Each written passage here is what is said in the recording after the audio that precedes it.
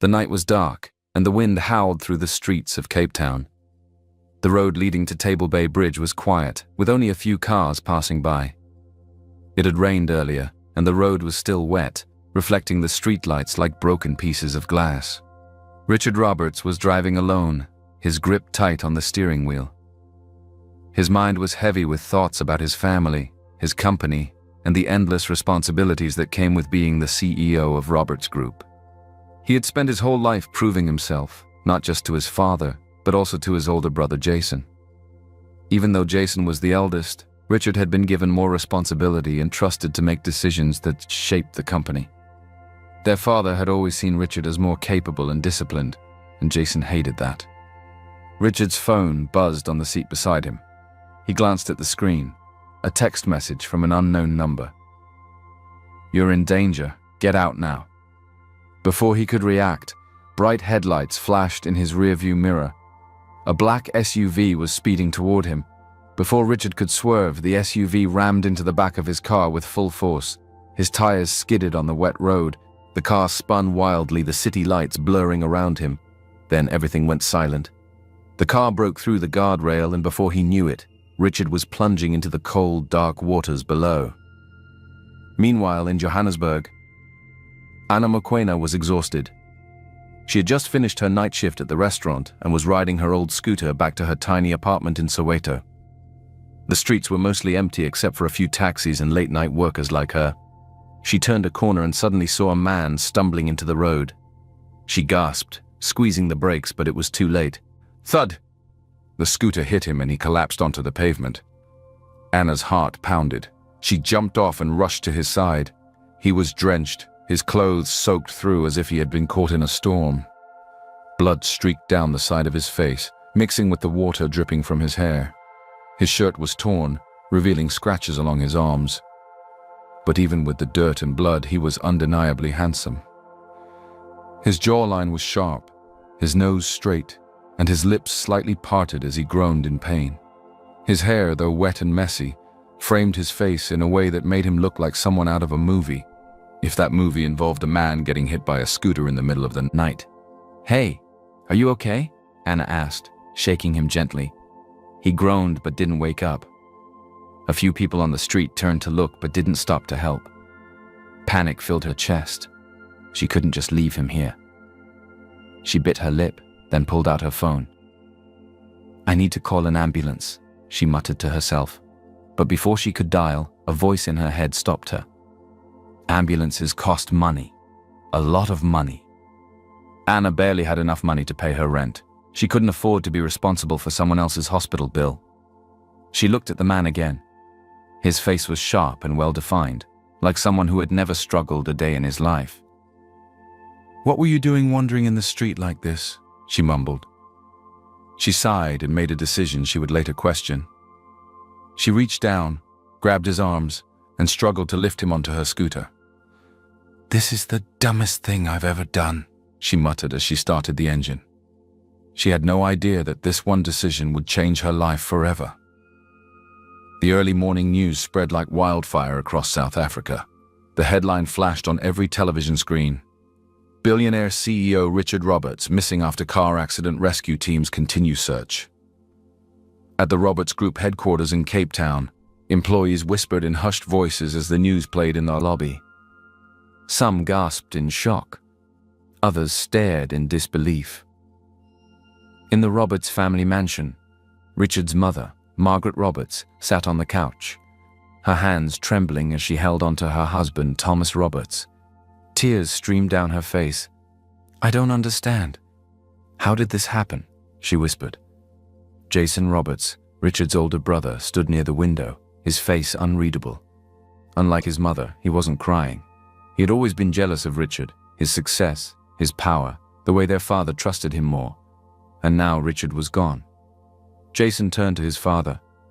"We need to face reality, Dad. Richard is gone, and the company needs leadership. We can't just wait around hoping he'll be found." Margaret glared at him, her eyes filled with pain. "How can you say that? He is your brother. We should be searching for him, not talking about business." Thomas Roberts, usually a strong and commanding figure, looked weak. He ran a hand through his graying hair and exhaled slowly. "The rescue team hasn't found a body yet. Until they do, we don't assume anything." Jason clenched his jaw. He needed to act fast. If Richard was truly dead, this was his chance to take over the Roberts group once and for all. Far from the chaos, Richard's eyes fluttered open in a dimly lit hospital room in Johannesburg. His head pounded, and his entire body ached. He felt weak, confused, and strangely empty. A nurse stood beside his bed, checking his vitals. When she saw him waking up, she smiled gently. "You're awake," she said softly. Richard blinked. He tried to sit up, but a sharp pain in his ribs stopped him. He groaned. Where am I?" His voice was hoarse, unfamiliar to his own ears. "You're in Hillbrow General Hospital," the nurse replied. "You were found unconscious on the street last night. Do you remember what happened?" Richard tried to think. Images of water, darkness, and crashing metal flashed through his mind. He closed his eyes and focused. Who was he? Where was he before this? Nothing. His breathing quickened. I don't know," he whispered. Panic crept into his voice. "I don't remember anything." The nurse gave him a sympathetic look. "It seems you've suffered memory loss, probably from head trauma. The doctor will explain more soon. Just rest for now." Richard swallowed hard. Memory loss? He couldn't even remember his own name. His heart pounded. Who was he? Anna Mokoena sat nervously in the hospital waiting room, biting her lip. The events of last night replayed in her head. The mysterious wounded man stumbling into the street, her scooter hitting him, the decision to bring him here instead of calling an ambulance. The moment she had carried him into the hospital, the doctors rushed him into emergency care. But then came the part she was dreading, the hospital bills. She had barely been able to afford the taxi ride home last night. Now, the hospital expected her to pay for a man she didn't even know. She sighed heavily. What have I gotten myself into? A doctor approached, holding a clipboard. "Miss Mokoena?" Anna stood up quickly. "Yes, that's me." The doctor adjusted his glasses. "The man you brought in has no ID, no phone, nothing to identify him. He has suffered mild head trauma and a concussion, leading to temporary memory loss." Anna felt a strange mix of guilt and relief. At least he wasn't permanently injured. The doctor continued. "Without any identification, we have no way of contacting his family or finding out who he is. Under normal circumstances, we would transfer him to a government facility, but with our current patient load, we don't have space." Anna raised an eyebrow. "So, what does that mean?" The doctor hesitated. "He needs a place to stay and someone to monitor him until he recovers. Since you were the one who brought him in..." Anna's eyes widened. Wait, are you saying I have to take care of him?" The doctor sighed. "He has no one else. It's just temporary, until he remembers something or we find his family." Anna groaned internally. She could barely afford to take care of herself, let alone a strange man. But as she looked through the glass window into his hospital room, she saw him lying there, helpless, confused. Something in her heart softened. She couldn't just leave him. Hours later, Anna pushed open the door to her small one-bedroom apartment in Soweto. "All right," she muttered, dragging Richard inside. "Welcome to my palace." Richard, still weak and a little disoriented, looked around, his face twisted in confusion. "This is small." Anna rolled her eyes. "Well, excuse me, Mr. No Memory. You don't exactly have many options right now." Richard sighed and sat down on the worn-out couch. "So what now?" Anna crossed her arms. "Now you get better, and when you remember who you are, you leave." Richard frowned. "And what if I never remember?" Anna hesitated. The thought hadn't crossed her mind. She sighed. "Let's not think about that, okay? Just try to sleep. You can have the couch." Richard blinked at her. "What about you?" "I have a bed," she said simply. "And before you get any ideas, no, I'm not giving it to you."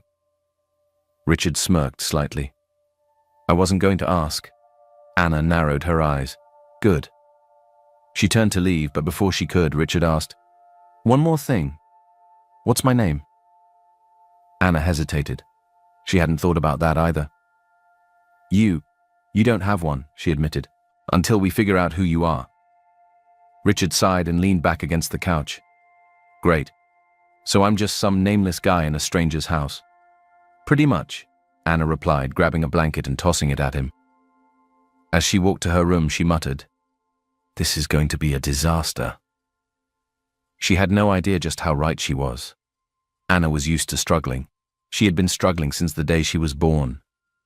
Her father had died when she was just a child.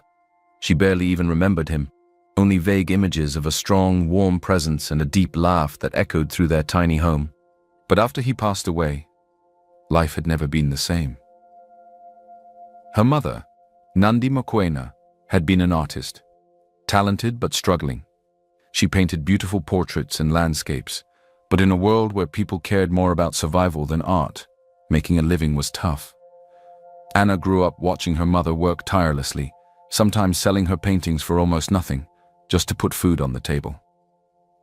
They had survived together, leaning on each other for strength. But then, a few months ago, her mother had fallen ill. The doctors called it a rare heart condition. The treatment was expensive, too expensive for a waitress who could barely afford her rent. And just like that, the last person Anna had in this world was gone. Now, she was alone. No family, no support. Just her small, one-bedroom apartment in Soweto and the never-ending battle to make ends meet. And now, to make things worse, she had a demanding, entitled house guest.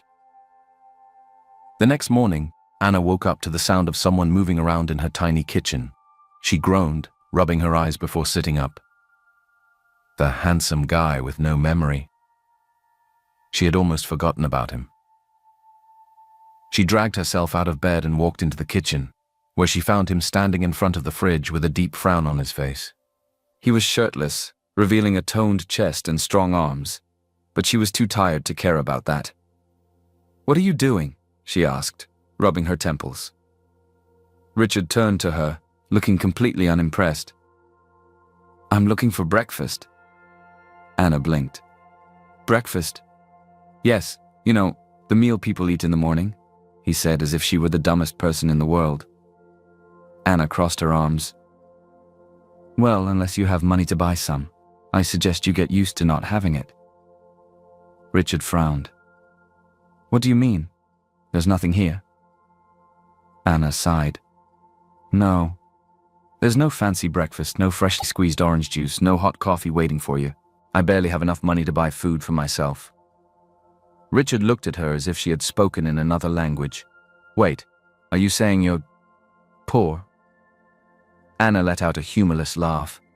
"Wow, the way you say it, like it's some kind of disease." Richard ran a hand through his messy hair. I didn't expect this." "Well, welcome to reality," Anna muttered. "Not everyone has money. Some of us actually have to work to survive." Richard leaned against the counter, looking deep in thought. "That's strange." Anna raised an eyebrow. "What is?"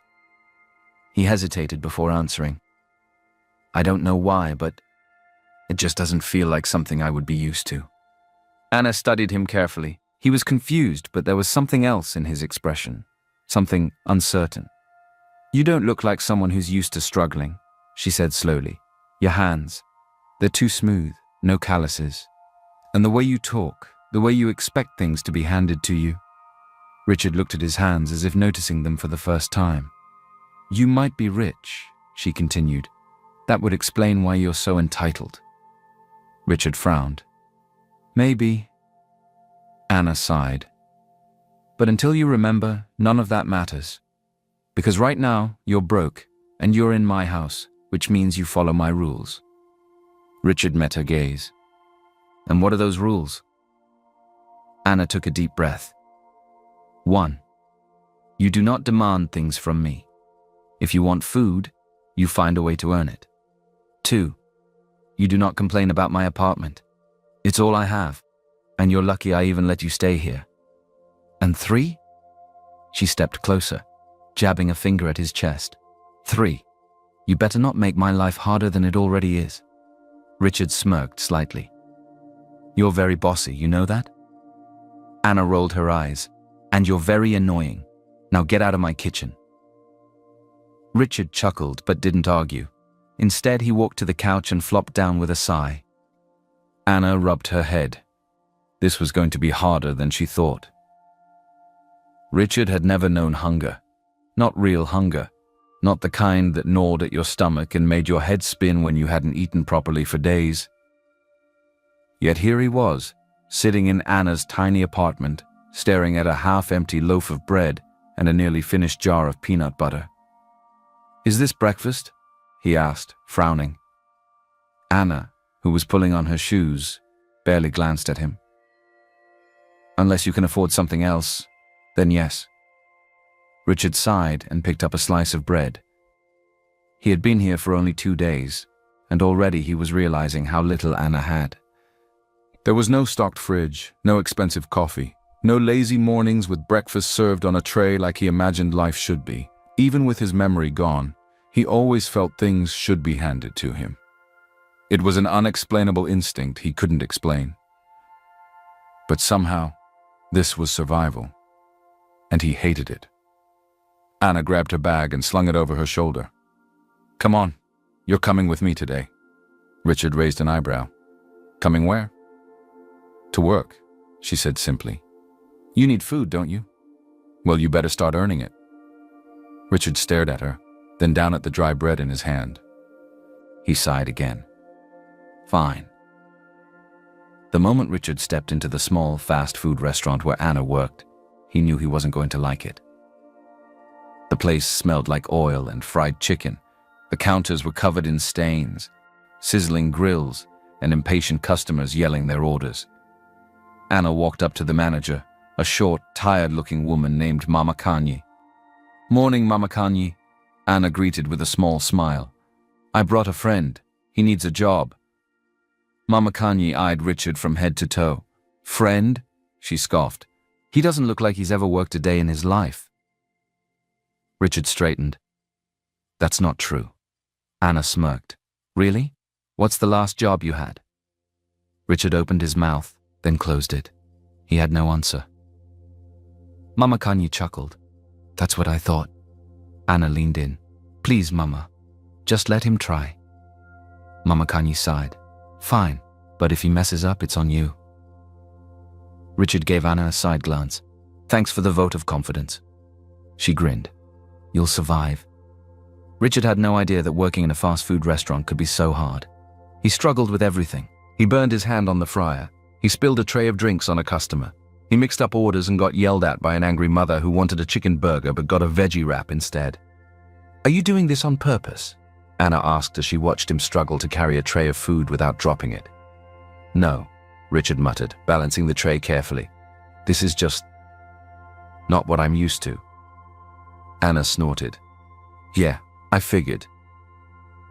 Richard sighed. His body ached.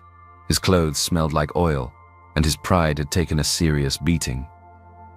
But then, something strange happened. As the hours passed, he started to get the hang of things. He learned how to take orders faster. He learned how to flip burgers without burning them. And, surprisingly, he started feeling something different. He looked around at the other workers, people who had no choice but to be here. People like Anna, who worked long hours just to survive. Meanwhile, at Robert's Group, the boardroom at Robert's Group was filled with tension. Jason Roberts stood at the head of the table, his hands resting on the polished wood. The board members sat around him, their faces filled with uncertainty.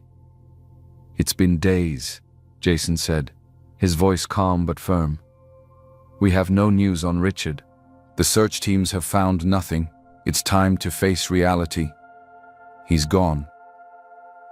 A murmur spread through the room. One of the senior board members, Mr. Daniels, cleared his throat. With all due respect, Jason, your father has not declared Richard dead. We can't assume anything yet. Jason smirked. I understand, but we also can't allow the company to be left without leadership. Investors are panicking. We need stability, and that means we need a new CEO. Another board member spoke up. You mean yourself? Jason gave a fake smile. Who else? I am the eldest Robert's sons. I have experience. And unlike Richard, I won't disappear when the company needs me most. Some board members nodded in agreement, but others still hesitated. Jason noticed. He leaned forward. Look, I'm not asking for much, just a temporary appointment. If Richard miraculously comes back, we'll reconsider. But until then, let's not let the company fall apart. A long silence filled the room. Then slowly, one by one, the board members nodded. Jason leaned back in his chair, satisfied. Step one was complete. At the Roberts mansion, Margaret Roberts sat in front of the television, clutching a blanket. The news continued playing updates about the search for Richard. No body, no new leads. But she refused to believe he was dead. Her husband, Thomas, sat beside her. Margaret turned to him. We need to do more. The police aren't moving fast enough. Thomas exhaled. We are doing everything we can. Margaret shook her head. No. We need private investigators, more search teams, something. Thomas finally looked at her. Margaret, if Richard is truly gone. She stood up suddenly. No, don't say that. Her voice broke. I would know if my son was dead. I would feel it. Thomas sighed and rubbed his temples. Jason is already moving to take over the company. If Richard doesn't come back soon. Margaret's eyes filled with determination. Then we have to bring him back. She didn't care what it took. She would find her son.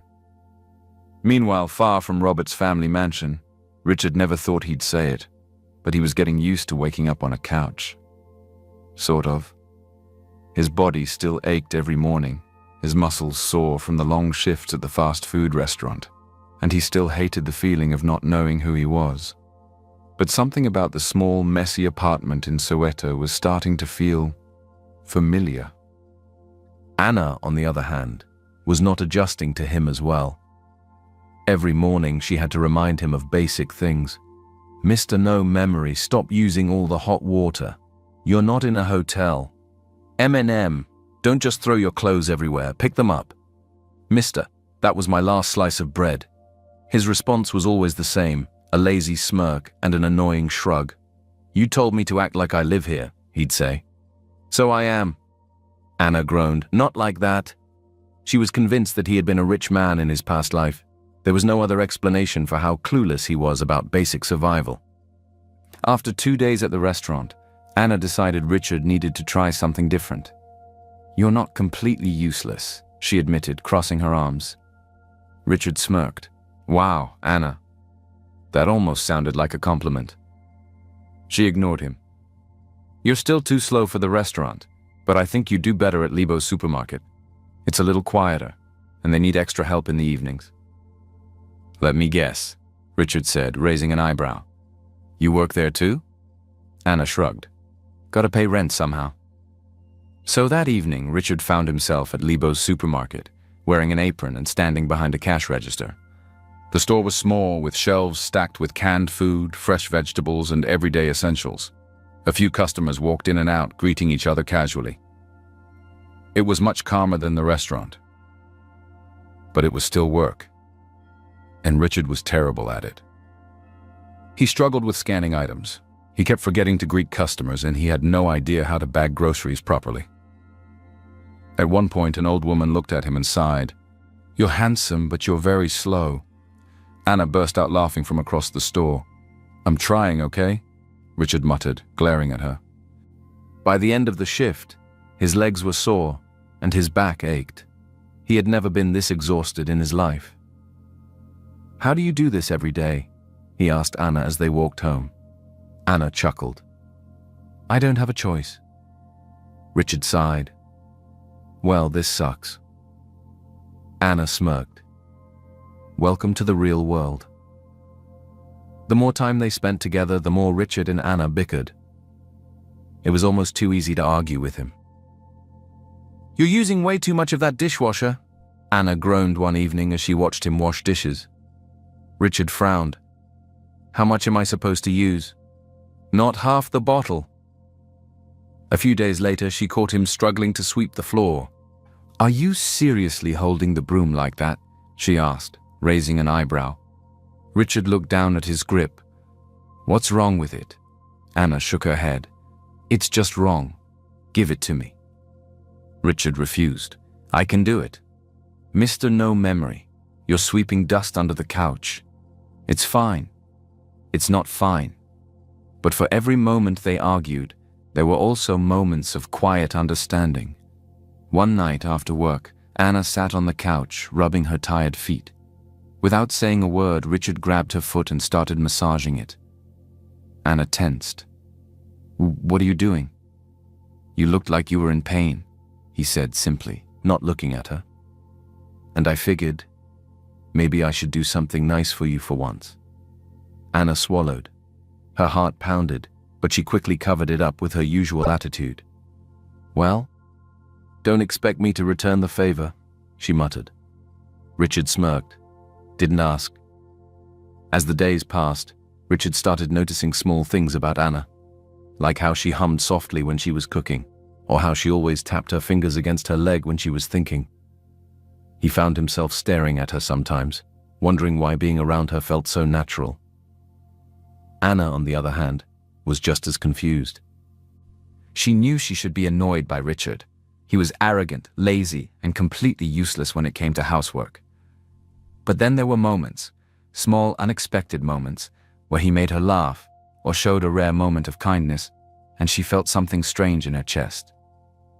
Something she wasn't ready to admit. So instead of dealing with it, they kept bickering.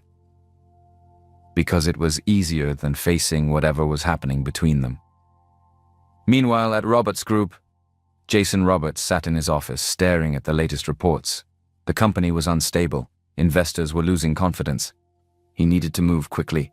He called a secret meeting with the board members. "It's time," he said. "We need an official vote to name a new CEO." Mr. Daniels hesitated. "Your father hasn't approved this." "My father is grieving," Jason interrupted. "We need leadership now." Some board members nodded.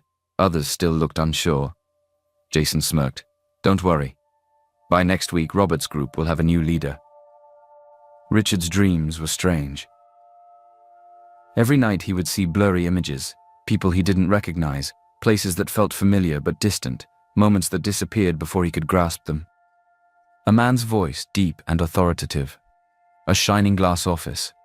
A black car driving fast through a city. And then, dark water. He always woke up in a cold sweat, his heart pounding. The strangest part? Every time he closed his eyes, one word kept coming back. Richard. The name echoed in his mind like a whisper, growing louder each day. One morning, as Anna set the table with 2 slices of dry toast, Richard leaned against the counter, rubbing his temples. She noticed his silence. "What's wrong with you?" Richard hesitated, then looked at her. I remember something." Anna's eyes widened. "What?" "My name," he said slowly, as if testing the words on his tongue. "I think my name is Richard." Anna blinked. "Richard?" He nodded. "Yeah, that's the name that keeps coming to me." Anna folded her arms. "Are you sure? Because Mr. No Memory kind of suits you." Richard rolled his eyes. "Just call me Richard." Anna smirked. "All right, Richard, but until you remember more, you're still Mr. No Memory to me." Richard sighed but didn't argue. At least he had something now. A name. But why did it feel so important? As the days passed, Anna started noticing something odd about Richard. The way he carried himself, the confidence, the posture, the way he seemed used to being in control. And then there were his expensive habits. He always expected things to be done a certain way. He complained when she bought the cheapest brands of food. He handled money like someone who had never worried about it before. One afternoon, when they were walking home from work, they passed by a store selling luxury watches. Richard stopped, staring at one of them through the glass. Anna raised an eyebrow. "What? You see something you like?" Richard tilted his head. "I don't know. That watch." He pointed at a sleek black design with a silver rim. I feel like I've seen it before. Anna looked at him carefully. You feel like you've seen it before. Richard frowned, trying to focus. Then he shook his head. Never mind. Anna didn't push, but something inside her clicked. He's not just some random guy. And for the first time, she wondered, was she living with someone dangerous? At Robert's group, Jason sat at his desk, scrolling through the latest reports. The company was still unstable. Investors were panicking. But none of that mattered, because he had a plan. He picked up his phone and called Detective Muller, a private investigator he had hired in secret. Any news? Jason asked, his voice sharp. Muller sighed. Nothing yet. No body, no sightings. But if your brother is alive, he's not using his name or his money. Jason clenched his jaw. Find him. I don't care how long it takes. If Richard comes back, my plan is ruined. Muller hesitated. Sir, are you sure you want to do this? If your father finds out... Jason slammed his hand on the desk. That's exactly the point, Muller. My father still won't hand me the company, even with Richard gone. He thinks I'm incompetent. His voice was bitter. If Richard is alive, he'll take back everything. I won't let that happen. Muller sighed. I'll keep looking. Jason smirked. Good. Because by the time we're done, Richard Roberts will either be officially declared dead, or he'll wish he was. At the Roberts mansion, Thomas Roberts sat in his office, his fingers tapping against the wooden desk. Jason had come to him earlier, demanding that he be named CEO. But Thomas had refused. Jason wasn't ready. He was not as competent as Richard. He was also careless and impulsive. And deep down, Thomas couldn't shake the feeling that Richard was still alive. Meanwhile, Anna had always been careful about who she let into her life. She had lost too many people. She knew better than to grow attached to anyone. But Richard was making that difficult. Even with his arrogance, his cluelessness about the real world, and his frustrating habits, she found herself enjoying his company. It started with small things, like how they sat together after work, too tired to argue. Like how she caught him humming to himself while washing dishes. Like how he always made sure she had a cup of tea before bed, even though she had never asked. And then, there were the conversations. One evening, they sat on the couch, both exhausted from another long shift at Lebo's supermarket. Anna had her feet up, her head resting against the cushion, while Richard stared at the ceiling. I don't get it, Richard said suddenly. How do you keep going? Anna glanced at him. What do you mean? He sighed. You work all day. You barely have enough money to eat, and yet you're still standing. You're still laughing. How? Anna exhaled, staring at the cracks in the ceiling. Because I have no other choice. Richard turned his head to look at her. Anna shrugged. My dad died when I was little. My mom and I struggled together for years. We barely had enough, but she always found a way to make life beautiful. She painted, she laughed. She made me believe that no matter how hard things were, there was still something good in the world. Richard was quiet, listening. Anna swallowed. And then she died. And suddenly, it was just me. No family, no support. Just work and bills and trying to survive. She let out a small laugh, but there was no humor in it. If I stop, I fall, so I keep going. Richard's chest tightened. He had never met anyone like Anna before. She was strong in a way he had never known, unbreakable.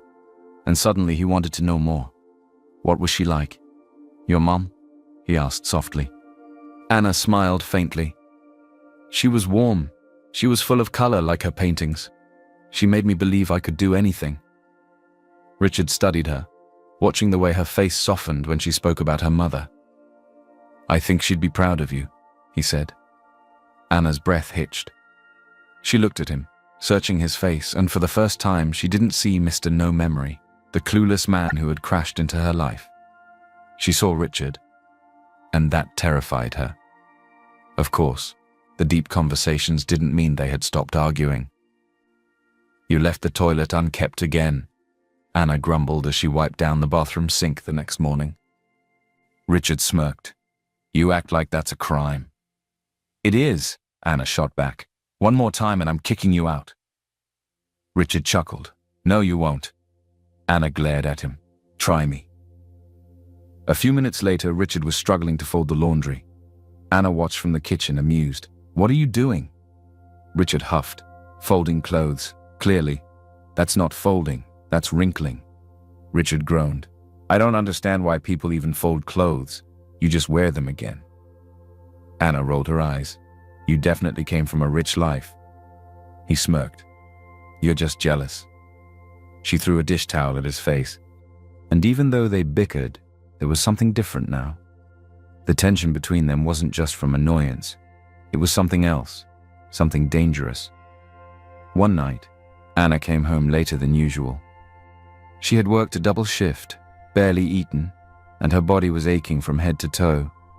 She didn't even have the energy to be annoyed when she walked into the apartment and found Richard lounging on the couch. "Rough day?" he asked. Anna sighed, tossing her bag aside. "You have no idea."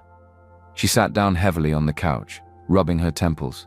"I think my boss actually hates me, and my feet feel like they're about to fall off." Richard watched her for a moment, then without saying a word, he stood up and walked behind her. Anna stiffened when she felt his hands on her shoulders. What are you doing?" Richard rolled his eyes. "Relax. You look like you need this." Before she could argue, he started massaging her shoulders. And God help her, it felt amazing. Anna melted under his touch, letting out an involuntary sigh. His fingers worked expertly over her tense muscles, easing away the stress of the day. She closed her eyes, trying to ignore the way her skin tingled under his touch. "I didn't know you were good at this," she muttered. Richard smirked. "There's a lot you don't know about me." Anna's heart pounded.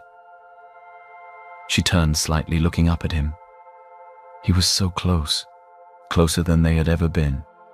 His face was unreadable, but his eyes held something deep, something intense. She swallowed hard. "Richard." For the first time, she said his name softly, not in frustration or sarcasm, but as something real. Richard's gaze flickered to her lips. The air between them changed. Anna's breath caught in her throat. He was leaning closer. She didn't move away. Their faces were just inches apart when suddenly, bang! A loud crash came from outside the window, snapping them out of the moment. Anna jolted back, clearing her throat. I should check what that was." Richard ran a hand through his hair, looking away. "Yeah, sure." The moment was gone, but the tension remained. Anna could still feel the warmth of his hands on her shoulders, and for the first time, she admitted it to herself. She liked him. 2 weeks after the intimate moment they shared, the first memory hit Richard like a wave. He had been sweeping the floor at Lebo's supermarket, minding his own business, when suddenly a flash. A grand office, a desk made of fine wood, a sleek watch on his wrist, a nameplate with Richard Roberts, CEO, engraved in gold. He gasped, gripping the broom tightly. His breath came in short, shallow bursts. Then, another memory. A boardroom. A group of men in suits looking at him, waiting for him to speak. A voice in his head. "You are in charge. You make the decisions." Richard stumbled back, pressing a hand to his forehead. The memories weren't just flashes anymore. They were real. And he finally knew who he was.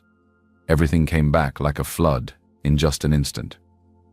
That night, Richard lay awake on the couch, staring at the ceiling.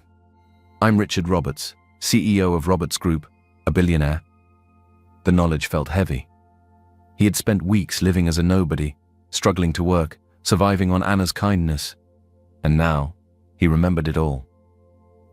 But for some reason, he couldn't bring himself to tell her. Maybe it was because, for the first time in his life, he had felt free with her. Or maybe it was because he was afraid of what she would do if she found out the truth. Would she kick him out? Would she hate him for lying? Richard exhaled. He needed to handle this carefully. So, the next morning, before Anna woke up, he borrowed her phone and called someone he knew he could trust. Richard sat on a bench near a quiet alleyway, keeping his voice low. "Are you sure it's you?" came the shocked voice of Michael Harris, his lawyer and longtime friend. "It's me," Richard said firmly. "I need you to keep this quiet. I don't want Jason or anyone else to know yet." Michael hesitated. "Mr. Richard, your brother is trying to take over the company. He's been pushing the board to vote him in as CEO. Your father has been resisting, but without proof that you're alive." "I know," Richard interrupted. "That's why I need you to stall him. I'm coming back soon, but I need to do this my way." Michael sighed. "Fine, but be careful. Jason is desperate. If he finds out you're alive, who knows what he'll do." Richard clenched his jaw. "That's exactly why I don't want him knowing yet." As he ended the call, he exhaled deeply. The game wasn't over yet. Meanwhile, at Roberts' group, Jason paced his office, his jaw tight with frustration. Detective Mueller stood before him, looking uncomfortable. "So you're telling me," Jason said slowly, "that after weeks of searching, you have nothing?" Mueller cleared his throat. "We've followed every lead, sir. But if Richard is alive, he's doing a damn good job staying hidden." Jason slammed his fist on the desk. "That's not good enough." Mueller hesitated. "Sir, maybe it's time to accept that he's gone." Jason narrowed his eyes. "You don't know my brother. He's not the type to just disappear." Mueller sighed. "Then what do you want me to do?" Jason smirked. "Simple. I want you to stop looking for Richard and focus on making sure everyone else believes he's dead." Mueller frowned. "That's risky." Jason leaned back. "So is waiting around for him to come back and ruin my plans." Later that evening, Anna walked into the apartment after work, exhausted. Richard was sitting on the couch, scrolling through something on the phone she had lent him earlier. "Hey," she mumbled, kicking off her shoes. "How was your day?" Richard looked up quickly. "Fine, same as always." Anna didn't think much of it, until later, when she picked up her phone to check her messages. That's when she saw it, a missed call notification. She frowned. She hadn't made any calls that day. Curious, she checked her call log, and then she froze. Michael Harris. Her heart pounded as she quickly searched the name on the internet. Her eyes widened as she read the result. Michael Harris, corporate lawyer for Roberts Group. Anna felt her stomach drop. Roberts Group? She kept scrolling. That's when she saw it. A news article. Richard Roberts, CEO of Roberts Group, missing after tragic accident. Her breath caught in her throat as she clicked on the article and saw the photo. It was him. Richard. Her Richard. But not her Richard. Not the struggling, clueless man who worked at the supermarket with her. Not the man who slept on her couch and complained about cheap food. This was a billionaire, a powerful man, a man who had lied to her. Anna's hands shook as she locked her phone and set it down. She turned and looked at Richard, who was still sitting on the couch, completely unaware of what she had just discovered. She swallowed hard, forcing herself to breathe. She could confront him right now. She could demand answers, but instead, she stayed quiet. Because suddenly, she wasn't just angry. She was afraid, not of him, but of the truth. Because if Richard was really that man from the news, then everything between them had been a lie, and he would definitely leave her. 3 days later, Richard sat alone in a dimly lit office, the sound of the city outside barely reaching his ears. Across from him, Michael Harris placed a thick folder on the table. "This is everything you asked for," Michael said. His voice was grave. "And I have to warn you, it's worse than we thought." Richard already knew what was coming. His gut had told him from the moment he woke up with no memory, from the moment Jason pushed to take over the company. His brother had never been able to stand the fact that their father trusted him more. Jason had always been envious, always looking for ways to outshine him. But Richard never thought Jason would go as far as trying to kill him. Michael continued. "Your accident wasn't an accident. The car that hit you was traced back to one of Jason's business associates. It was a setup, Richard. He wanted you gone." Richard clenched his fists. He wasn't shocked. He wasn't even hurt. He was furious. His own brother had tried to have him killed. For money, for power. And Jason had almost won. Richard exhaled sharply, forcing himself to stay calm. Does my father know? Michael hesitated. Not yet. He and your mother are still hoping for answers. They never truly believed you were dead. Richard's chest tightened. His mother, his father. He had to let them know. He pushed back his chair and stood. His face was set, his voice steady. It's time, he said. I'm going back. The news hit Roberts' group like an earthquake. 1 minute. Jason Roberts was standing in the boardroom, preparing to be voted in as the new CEO. The next, the doors swung open and the room fell silent. Because Richard Roberts had just walked in. The gasps were instant. Some board members stood in shock. Others whispered among themselves. Jason's face drained of color. Richard stepped forward, looking completely calm, but his eyes burned with silent rage. I hope I'm not interrupting, he said, his voice smooth and controlled. Jason swallowed hard, trying to mask his panic. Richard, he stammered. You're alive. Richard smirked, disappointed. Jason laughed nervously. Of course not. This is great news, really. But where have you been? Richard's smile didn't reach his eyes. Oh, you know. Recovering from the accident you planned. A heavy silence filled the room. Jason's expression faltered for a second, but he quickly recovered. Richard, I don't know what you're talking about. Richard cut him off. Save it.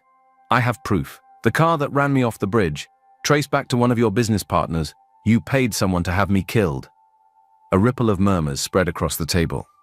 Mr. Daniels, one of the senior board members, turned to Jason. Is this true?